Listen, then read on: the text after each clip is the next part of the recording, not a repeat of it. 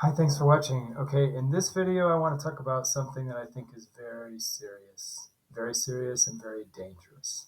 Very dangerous, but very serious. And I think, in all these videos, I think I'm always kind of approaching what I feel is sort of like the borderline between psychology and philosophy. Okay, like really thinking deep about, maybe getting at, I don't even want to say the truth. I mean, the truth inside of us, I mean, the truth inside of us. And also about how there's a lot of inauthenticity, dishonesty, untruth in the world itself. Okay. And that intersects with the crisis of, let's say, having a mental condition or a personality disorder, whatever. But, because personality disorders carry so much stigma around badness and ugliness. I mean, ugly in the sense of ugly behavior or, morally ugly, but, badness and ugliness. Um, I think this puts us right against the drama in society. I'm not focusing on psychology right now. I'm talking about society. The tension between the disgust and the I guess it's the disgust and the um, what's the word?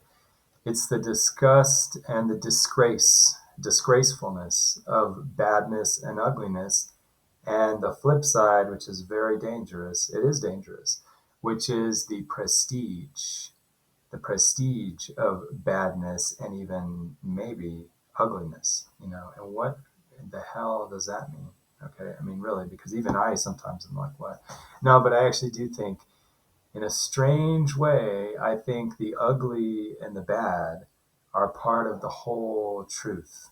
You know what I mean? Like if you're trying to make the recipe the full stew, I think the bad and the ugly are there. You know what I mean? Like, how do I mean that? I guess what I'm saying is that I think all of us, maybe some of us less obvious than others, because we are bred to be sort of like the poodles of the ape world, right? I mean, we're sort of so bred into the form of Yorkshire Terriers, and you know, um, it's hard for us to see what the wolf in us, and maybe the wolf is kind of remote. It's like, I don't know. Well, the bottom line is that, I do think that the full cocktail of truth includes the bad and the ugly. Okay. Now, obviously, that's dangerous because, everything in its balance, right? I mean, you can't, there's a certain amount of black pepper that makes the stew perfect. You know what I'm saying? You put like 20 times the amount of black pepper, you ruin the stew. You know what I mean? So it's like it is a dangerous topic, and I know that, because we are prone to dysregulation, you know, call it even a dialectical dysregulation, so that you try to get close to the truth, you try to get into, maybe some dangerous elements of life, and you're going to exaggerate them. And again, the analogy of having a personality disorder or even being a human, maybe all humans are a little more sports car than we think, as opposed to like being like a Honda Civic or something. If you don't really know how to drive the car, you can just drive it right off the road. You know what I mean? So when I talk about things like the bad and the ugly, okay, it is like cooking. It's like black pepper. It's like hot pepper. You know what I mean? It's like it's important, but it's dangerous. And what am I talking about?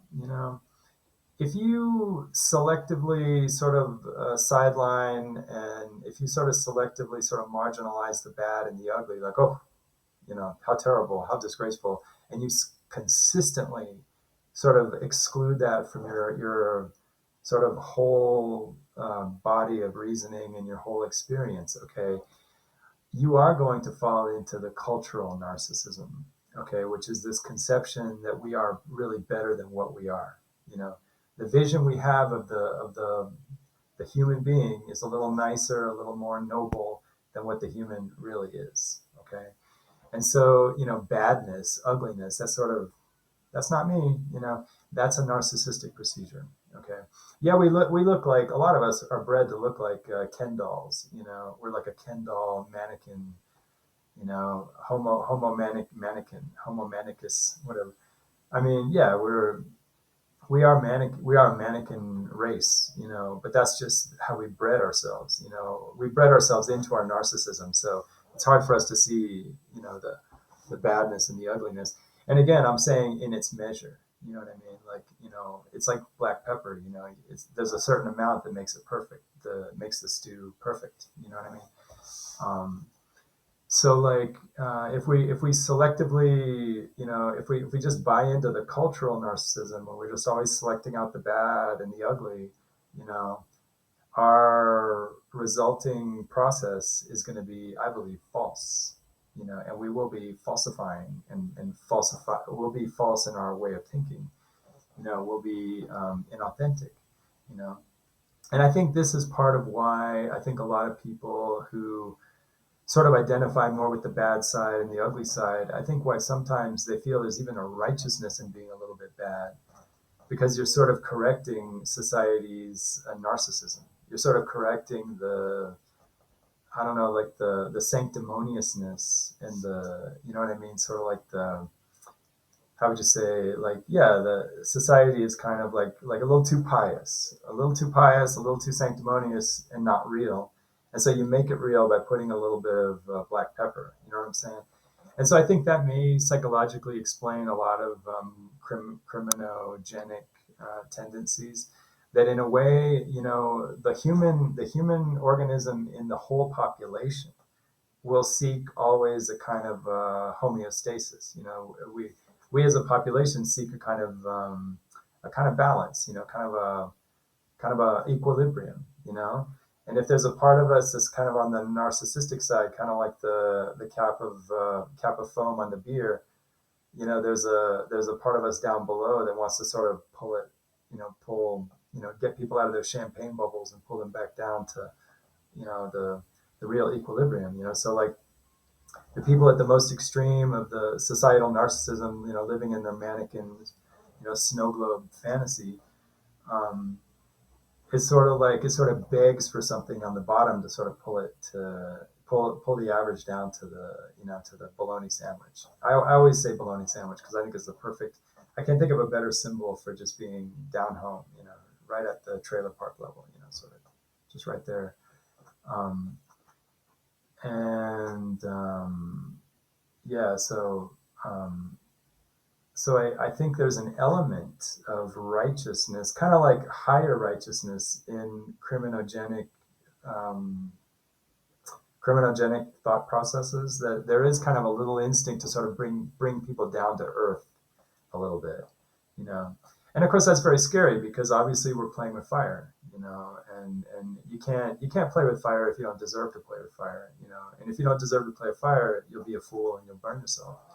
You know what I mean? And a lot of people do. They burn themselves to death slowly, torturing themselves. And there's a lot of people in the United States right now, in the United States, that are living lives that a person in Lagos, Nigeria, would be disgusted by. You know, People just squirming with agony. Living in homeless situations, or even sometimes not homeless, but living with bed bugs, living with illnesses, and even some of the illnesses we induce on ourselves through, people induce cirrhosis of the liver, or, lung cancer and stuff. The end stages of those illnesses are probably worse than getting malaria in Nigeria. You know what I mean? So like here in the United States, and there are people in the United States that are living in homeless conditions that have, infections and infectious diseases that are probably right below the level of a third world country in some cases, you know. And some people in this country are living literally like even more ghastly lives that are. It would be easier to watch zombies than to watch some of the things go on in the middle of the night in Skid Row. Probably unspeakable things make you vomit just to even see a bit of it. And so, like, we know that these things can go to the extreme, and people burn themselves and turn themselves into wicked, wicked, distorted, even below the level of a zombie, to the level that would disgust a person in a third world country, you know. And so, we realize the extremes, the bad, which I think is a very real part of our very sacred part of our reality, can take us to depths that we can't even imagine. You know what I mean? And then counterbalancing are the high snow globe, um, what do you call it? Like the heights of the mannequin fantasy. The I don't even want to say the word Ivanka Trump, right? I don't want to. Why would I want to say that? Why would I want to say Paris Hilton? You know what I mean? But what are these extremes? There's the mannequin extreme, and then the countervailing, sort of balancing underworld. You know what I mean? Like these things work together. There is sort of like even though they hate each other, they're still contained in the same gravitational field. You know what I mean? And so I do think that as we come out of these disorders, because we may have a little bit of the ugly and the bad, you know what I mean? That, you know, yeah, there's going to be the initial crisis of feeling bad, feeling shame, but is that shame not from the societal dynamic, which is designed to look at the underworld as disgusting? You see what I mean? So when you sort of step back and you see the whole panorama, there may be a point in our recovery where we can see the prestige of all the elements. Even at some point, even though it's disgusting, okay, I could maybe see, people just living like in Roach Motel, crackhead neighborhoods, full of bed bugs and just terrible body sores and unspeakable venereal diseases and infections and not taking care of their toenails and whatever, eating crappy food and see the prestige, because that is part of the gallery of, whatever. I mean, it's the gallery of the things to be seen. These are the phenomena that make the, it's sort of like, it's okay when you go to the Halloween haunted house or you watch some movie. We are fascinated, and there is a prestige to all the different levels. Call it the Hades. Hades, the underworld, and that all these things have a prestige. But the question is, it is all these elements are dangerous. Even the high mannequin Ivanka Trump narcissism, Paris Hilton narcissism. I mean, that itself also has danger, because you start to depart from the center. You depart so far from the center that you're still part of you're part of the gravitational galaxy of humanity, but you're sort of at the extreme, and you don't get to know what the center is like. You're alien from the center. And of course, if you're at the center, you're also alien, maybe, or maybe, because maybe the center means you're sort of comprehending everything. You know what I mean? So maybe coming down to earth means, having a comprehension for everything in the gallery, all the marvels of the gallery, and just sort of having an appreciation for the whole prestige from the extreme, even higher than Paris Hilton, down to the below the trailer park, below the Skid Row, down to the worst, most unthinkable, you know, it's all held in a galaxy in the same gravitational field, and it all revolves around the equilibrium. That is our kind of like our belly button. You know what I mean? Is it, should we really think of our center as being the heart, or is it not the belly button? I mean, these are all things we can think about. Maybe we're misguided to idealize the heart. You know, and maybe we misrepresent the heart. Maybe the heart is a place of all kinds of range of good and bad, ugly, you know, and that all these things have their prestige. Okay. And I think that's important as we go through, the idea of approaching recovery, because at some point, we want to admire the whole landscape and get beyond petty esteem and self-esteem issues. That's petty. It's petty to feel disgusted, I mean, yeah, there's a part of me that does feel disgusted, but get to the more broader, more philosophical vision, and you see all these things as part of these are sacred elements, all of them. You know what I mean? They're all sacred elements, and we can look at it more like the astrologer or the astronomer, and just see the whole galaxy in its sacred glory, from the underworld to the snow globe mannequin fantasy. So anyway, The point I want to leave everyone with here is that there is, I believe, a sacredness and a prestige to all the elements that make up our, um, what do you want to call it? The gallery of our sacred elements,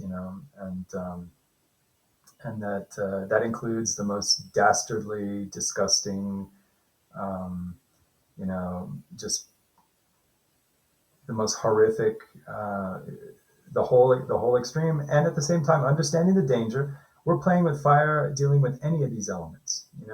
You get too far up there, you get too far fancy, you get too precious and plastic, you could be provoking people. You get too far into the skank world, into the world of just homeless, flea bitten bed bugs or whatever, and you're also asking for, literally, you could, it would probably be better just to be tortured to death, than to die from some of the things those people die from, and what they live through, but just to understand this is all very sacred experience, and maybe if we look at it more from the perspective of the whole galaxy of elements and seeing it in its sacredness, you know, maybe we can move beyond petty self-esteem and petty suburban, I'm embarrassed about my zits kind of attitude. It's like it's way beyond that. And so I don't know. I leave everyone with that vision because I think we all have poetry in our heart, and I think we all have the poetic vision, all of us, to stand back and see what really is, and the whole spectrum of what we really are beyond our mannequin appearance. Because it's funny, because people have to deal with having a personality disorder, having like a narcissistic disorder. We're sort of labeled as the narcissistic people. Our whole culture is full of a narcissistic.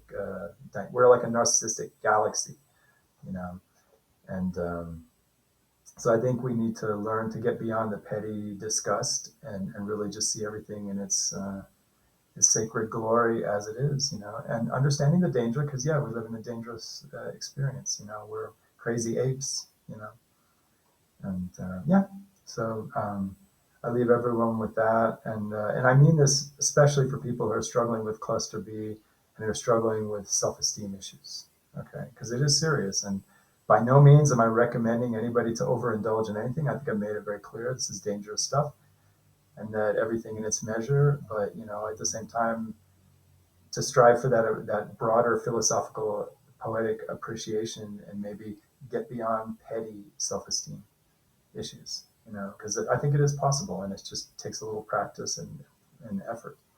So yeah, thanks for watching. Talk to you later.